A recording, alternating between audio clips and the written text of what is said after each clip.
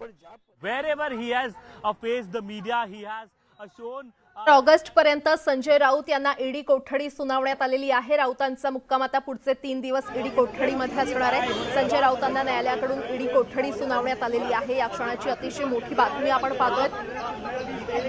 शिवसेना खासदार संजय राऊत यांना 4 ऑगस्ट पर्यंत ईडी कोठडी सुनावण्यात आलेली आहे। पत्राचाळ गैरव्यवहार प्रकरणी काल अटक केल्यानंतर आज राऊतांना विशेष कोर्टात हजर करण्यात आलं आणि याबाबत अधिक माहिती देत आहेत आमचे प्रतिनिधी अजित मांढरे आपल्यासोबत जोडले गेलेले आहेत। अजित, 4 ऑगस्ट पर्यंत राऊतांना आता कोठडी सुनावण्यात आलेली आहे। पुढची प्रक्रिया नेमकी ईडीची कशी असणार आहे? प्रक्रिया म्हणजे आता ईडीनं त्यांना पुन्हा त्यांच्या ताब्यात घेतलेलं आहे। याच दरम्यान त्यांच्या वकिलांमार्फत घरचं जेवण मिळावं याकरता जो अर्ज केला होता त्यावर थोड्या वेळा सुनावणी होईल। तर दुसरीकडे त्यांची रात्रभर चौकशी करण्यात आलेली आहे। ही तक्रार त्यांनी न्यायालयामध्ये केली। यावर ईडी मार्फत न्यायालयाला स्पष्ट करण्यात आलेलं आहे की सकाळी 10 ते रात्री 10 या दरम्यानच संजय राऊत यांची चौकशी केली जाईल। तर सकाळी 8:30 ते 9:30 या दरम्यान त्यांच्या वकिलांना त्यांना भेटता येईल, म्हणजे 1 तास त्यांना त्यांच्या वकिलांना भेटता येईल आणि बाकी जे इतर वेळ आहे तो इतर वेळी त्यांची चौकशी होईल। त्यामुळे संजय राऊत यांची चौकशी जी आहे ती दिवसा 12-12 तास होऊ शकते असे संकेत जे आहे हे ईडीनं त्यांच्या या आजच्या सुनावणीमध्ये दिलेले आहेत। त्यांची संपूर्ण प्रक्रिया झाल्यानंतर त्यांना ताब्यात घेतील आणि त्यांना पुन्हा ईडीच्या जे कार्यालय आहे त्या ठिकाणी घेऊन जातील आणि त्यांची चौकशी पुन्हा सुरू करतील। खरं तर या सगळ्या युक्तिवादामध्ये ईडीनं जो आरोप केला होता तो सर्वात मोठा आरोप आहे, तो म्हणजे प्रवीण राऊतने जवळपास त्याला 112 कोटी रुपये जे आहेत ते पत्राचाळ आर्थिक गैरव्यवहार प्रकरणी मिळाले होते। पण या सर्व मागे मग ती पत्राचाळाचा आर्थिक गैरव्यवहार असो, अलिबागचं जमीन खरेदी प्रकरण असो किंवा दादरचं घर जे संजय राऊत यांनी घेतलं होतं, या सर्वमध्ये हे सर्व जे आहे संजय राऊत यांच्या सांगण्यावरूनच करण्यात आलं होतं। मुख्य याच्यामध्ये जो पडद्यामागचा जो मुख्य याच्यामध्ये आरोपी जो आहे तो संजय राऊत आहे असा युक्तिवाद जो आहे तो यांच्या वकिलांनी केला होता, ईडीच्या वकिलांनी।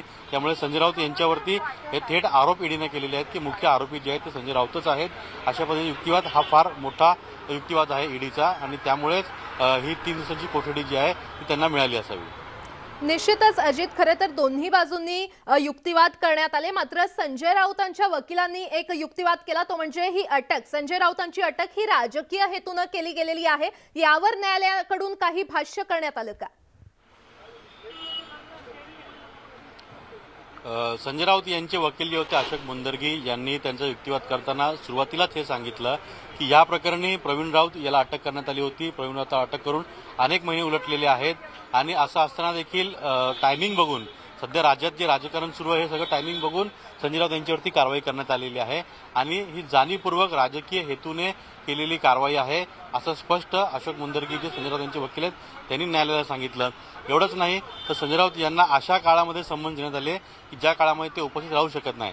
मग राष्ट्रपती निवडणूक असेल, त्यानंतर विधान परिषद निवडणूक असेल, त्यानंतर अनेक राज्यामध्ये ज्या घडामोडी घडल्या या सर्व बाबतीमध्ये ज्या निवडणुका होत्या, विधान परिषद निवडणूक असेल, या बाबतीमध्ये त्या वेळेस किंवा राज्यसभेचं त्यांचं जे अधिवेशन आहे हे अधिवेशन असेल किंवा एकनाथ शिंदे यांनी बंड केल्यानंतर जी राजकीय परिस्थिती असेल त्या राजकीय परिस्थितीमध्ये त्यांची महत्त्वाची भूमिका होती आणि त्या निश्चितच अतिशय महत्त्वाची भूमिका खरं तर त्यांची होती। आणि आता संजय राऊतांचा पुढचा 3 दिवस हा मुक्काम ईडी कोठडीमध्ये असणार आहे आणि या बातमीचे प्रत्येक अपडेट आम्ही तुमच्यापर्यंत पोहोचवणार आहोत। तुर्तास एक छोटासा ब्रेक घेतोय, पाहत रहा न्यूज 18 लोकमत।